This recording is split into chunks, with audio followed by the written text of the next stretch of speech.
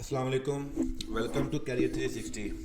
आज की ये वीडियो पीवीडीजी कंट्रोलर्स यानी सोलर पावर को अगर आप अपने जेनसेट के साथ, डीजल जनरेटर्स के साथ या गैस जनरेटर्स के साथ सिंक्रोनाइज करके लोड को कंट्रोल और लोड को मैनेज करना चाहते हैं तो आपको पीवीडीजी कंट्रोलर की ज़रूरत पड़ती है। Without PVDG controller you can not control the load during parallel operation of the DG set and solar panels.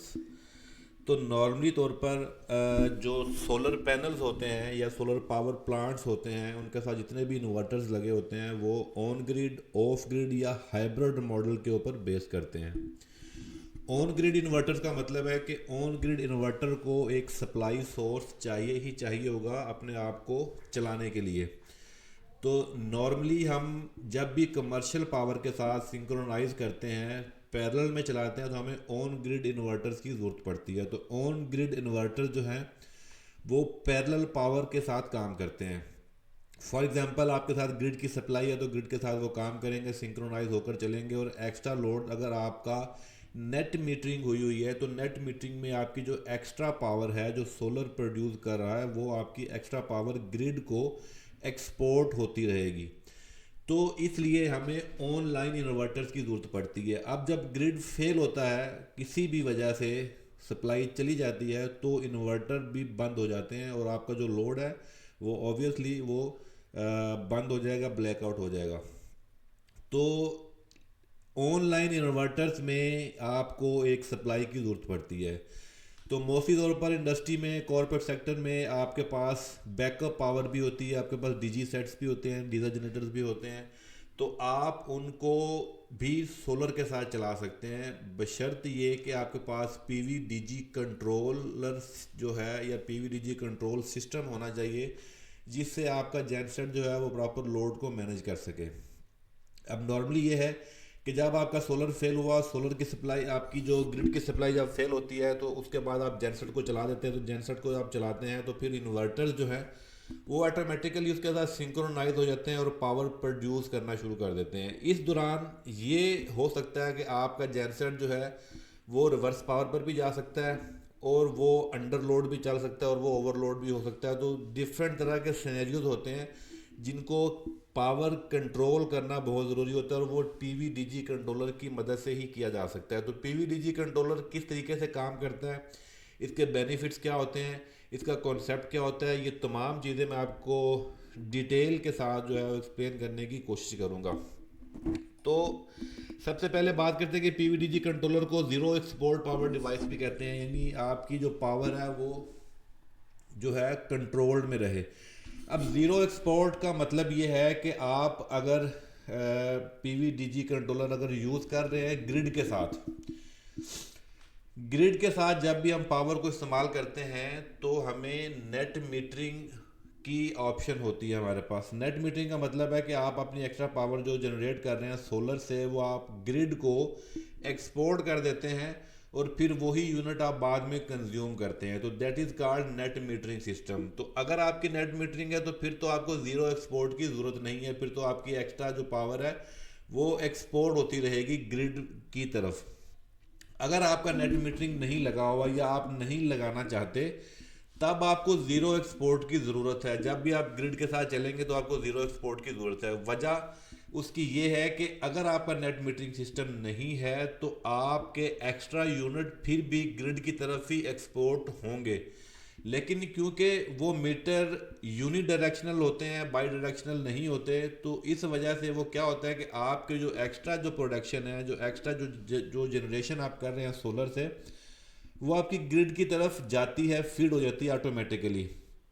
तो उसका इम्पैक्ट आपके मंथली बिल के ऊपर आएगा, यानी आपका बिल इंक्रीज होके आएगा। यानी जो प्रोडक्शन आपने ग्रिड को एक्सपोर्ट की बजाय आपको उसका कोई बेनिफिट मिलेगा, उल्टा आपको उसका नुकसान होगा। वो यूनिट आपके खाते में एडजस्ट होंगे।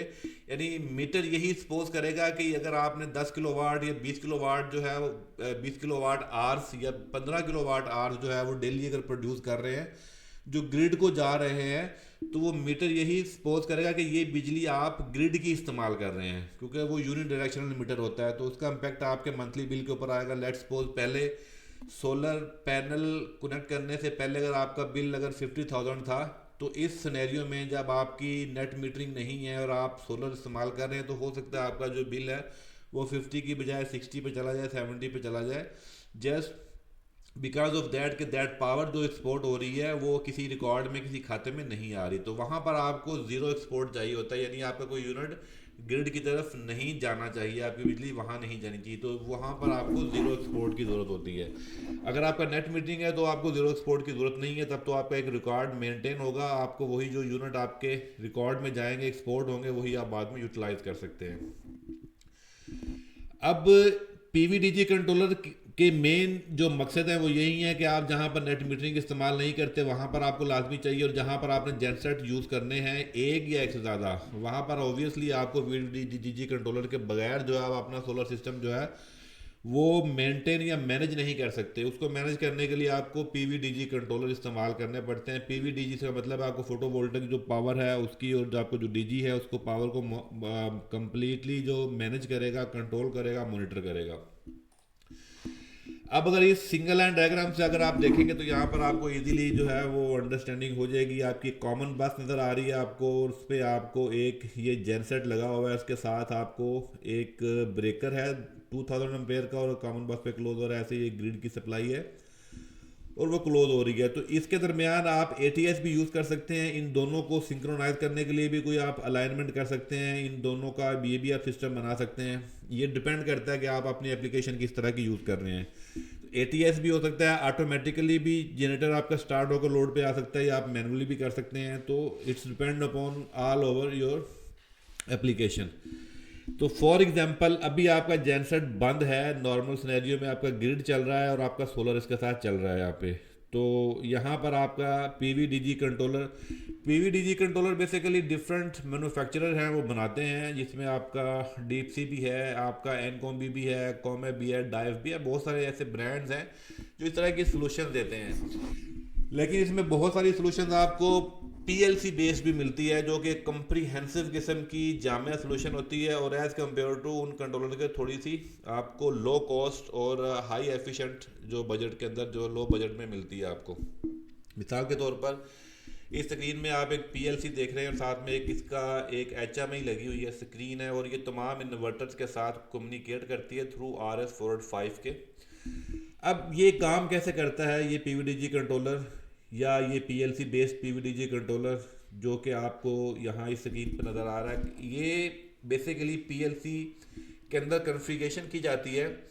जो भी आप करना चाहते हैं, आप पावर एक्सपोर्ट करनी है या नहीं करनी, नेट मीटरिंग ऑन करनी है या ऑफ करनी है, वो ऑप्शन में आप सेट कर देते हैं। जेनसेट को आप जब में चलाना है तो जेनसेट कितने लोड पे रहे, 30% पे आपने नॉर्मली तौर पर हम उसको 30%, क्योंकि अंडर लोड भी नहीं चलाना चाहिए जेनसेट को, उसके मैकेनिकल जो है उसकी वेयर एंड टेयर जो बढ़ जाती है, तो 30% हम लोड मैनेज करते हैं। होता ये है कि जब आपका ग्रिड चल रहा है सोलर के साथ, तो एक्स्ट्रा पावर जो है वो ग्रिड को एक्सपोर्ट होती रहती है।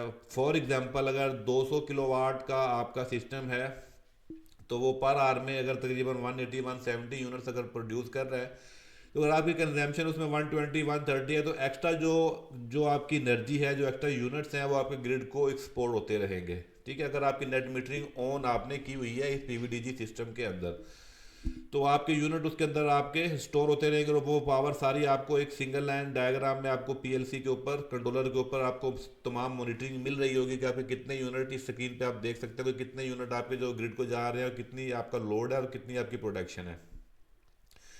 अब इस दौरान अगर आपका सप्लाई फेल हो जाती है, आपकी कमर्शियल पावर यूटिलिटी या ग्रिड की जो सप्लाई है वो आपकी फेल हो जाती है, तब आपका एक एटीएस सिस्टम होगा, वो इस जेनसेट को स्टार्ट करवा देगा।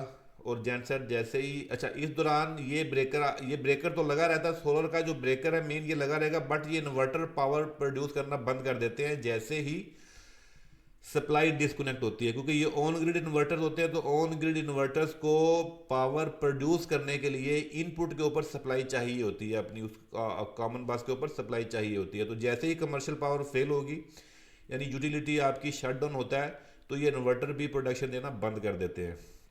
ब्रेकर क्लोज पोजीशन पे रहेगा, ये एक जो है ओपन नहीं करेगा, ट्रिप नहीं करेगा ये। और इस दौरान आपका जेनसेट स्टार्ट हो जाएगा, चलेगा। जैसे ही ये ब्रेकर क्लोज होगा तो यहाँ पर सप्लाई आ जाएगी, इस जगह पर सप्लाई आपको मिलेगी कॉमन बस के ऊपर।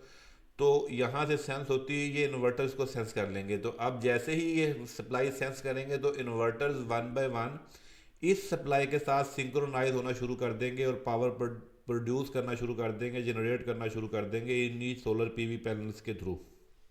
तो अब आप ये देखेंगे कि सेम वही सिनेरियो आ जाएगा जो पहले चल रहा था, लेकिन इस सिनेरियो में अब आपका जो जेनसेट है, पहले तो जीरो एक्सपोर्ट हो रही थी इस साइड पे, अगर आपका नेट मीटरिंग ऑन नहीं थी। अगर ऑन थी तो एक्स्ट्रा पावर ग्रिड को जा रही थी।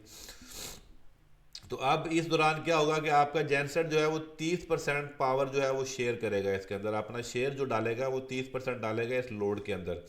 Extra power in solar panels के ऊपर होगी। मिसाल के तौर पर अगर आपका लोड चल रहा है 100 किलोवाट और आपका सोलर प्रोडक्शन है 150 किलोवाट की, तो लोड 100 किलोवाट है, तो 30 किलोवाट जनरेटर से जाएगा और 70 किलोवाट सोलर से जाएगा। और ये पीवीडीजी यहाँ पर क्या काम करेगा, यहाँ पर ये काम करेगा, ये थ्रू RS485 इन तमाम इन्वर्टर्स की जो प्रोडक्शन है वो 50% रिड्यूस कर देगा, इनकी सिंक्स को बंद कर देगा, इनकी जो सप्लाई है वो कम कर देगा, इन पैनल की जो प्रोडक्शन है वो कम कर देगा ये इन्वर्टर्स के थ्रू। तो यही मेन काम होता है इस सोलर पीवीडीजी कंट्रोलर्स का, कि ये इन इन्वर्टर्स के थ्रू सोलर पैनल की जो प्रोडक्शन है उसको इंक्रीज या डिक्रीज करता है। यानी इंक्रीज तो मैक्सिमम कैपेसिटी तक ही करेगा, लेकिन डिक्रीज अपनी रिक्वायरमेंट के हिसाब से वो करेगा, एज कंपेयर टू जेनसेट की रिक्वायरमेंट के हिसाब से।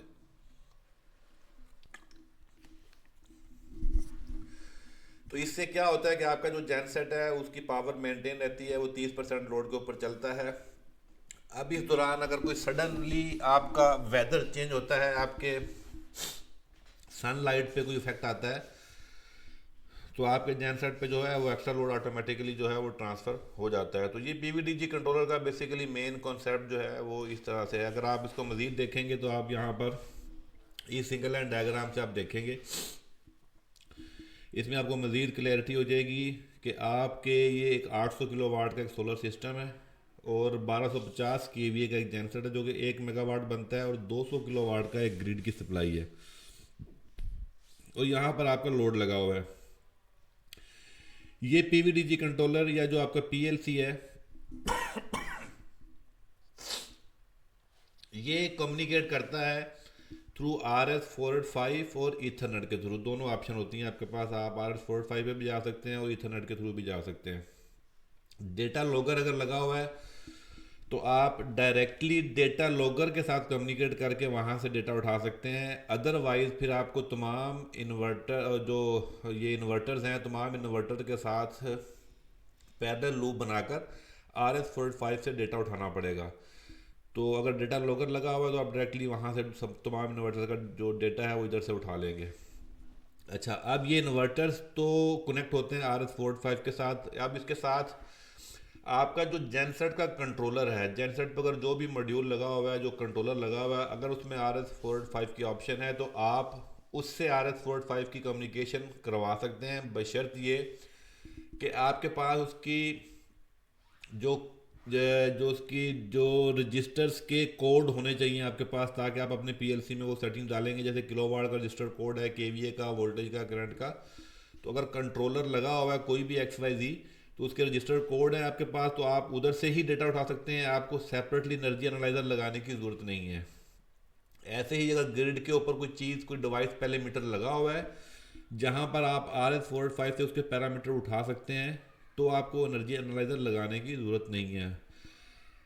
यानी कॉन्सेप्ट ये होता है कि आपको जितने भी पावर सोर्स हैं, एक जनरेटर है, 2 जनरेटर हैं, 3 हैं, जितने भी हैं, या एक ग्रिड की सप्लाई है, तो उन तमाम का पावर सोर्स जो है, उनकी जो एनर्जी की मीटरिंग है वो आपने उठानी है इस पीएलसी को। वो रिक्वायरमेंट चाहिए। अगर आपका पीवीडीजी कंट्रोलर है तो उसको वहाँ से डेटा चाहिए होता है, तभी तो वो लोड को मैनेज करेगा, लोड को कंट्रोल करेगा। तो नॉर्मली तौर पर हम क्या करते हैं कि हम एक एक एनर्जी एनालाइज़र तमाम पावर सोर्स के ऊपर लगा देते हैं। अगर 2 जेनसेट है तो 2 एनर्जी एनालाइज़र लग जाएंगे, 3 हैं तो 3 एनर्जी एनालाइज़र लगा दी जाएंगे, और ग्रिड के ऊपर एक एनर्जी एनालाइज़र लग जाएगा।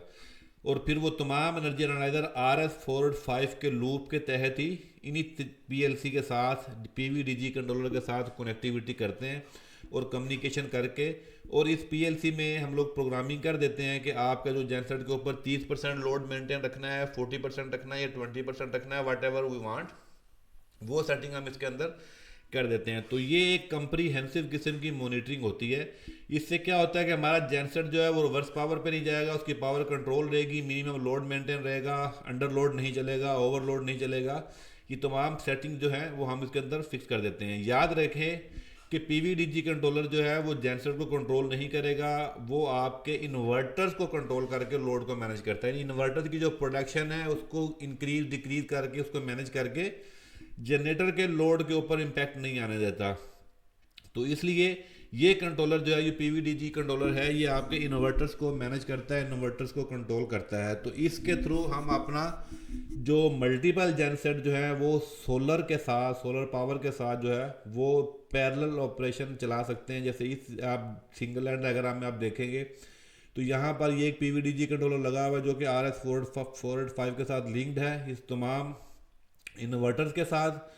और ऐसे ही ये जो कंट्रोलर्स हैं इनमें RS485 का लिंक भी इसी के साथ बना हुआ है। अगर आप ऊपर से देखेंगे तो ये कंट्रोलर Gen 2 का, ये Gen 1 का कंट्रोलर और ये ग्रिड का कंट्रोलर, तो ये तीनों कंट्रोलर RS485 के थ्रू इस PVDG कंट्रोलर के साथ लिंक्ड हुए हैं। और ये दोनों जनरेटर और ग्रिड जो है ये आपस में सिंक्रोनाइज भी है। तो यहाँ पर हम पावर एक्सपोर्ट इंपोर्ट भी जो है वो ज़ीरो भी कर सकते हैं और मैनेज भी कर सकते हैं, और जेनसेट का भी मैनेज कर सकते हैं। तो इस सिनेरियो में आपको PVDG कंट्रोलर का जो कॉन्सेप्ट है वो बड़े अच्छे तरीके से मज़ीद क्लैरिफाई आपको हो गया। 500 किलोवाट का सोलर है और आपके 800 किलोवाट की जो अपनी दो जेनसेट की सप्लाई है और 500 kVA का एक ट्रांसफार्मर लगा हुआ है।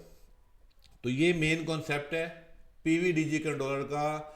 यानी PVDG कंट्रोलर को अगर मैं समराइज करूं तो PVDG कंट्रोलर आपको हमेशा वहां पर लगाना पड़ता है जहां पर आपने अपने सोलर प्रोडक्शन के साथ, अपनी सोलर जनरेशन के साथ अगर जेनसेट लगाना चाहते हैं तब आपको PVDG चाहिए होगा।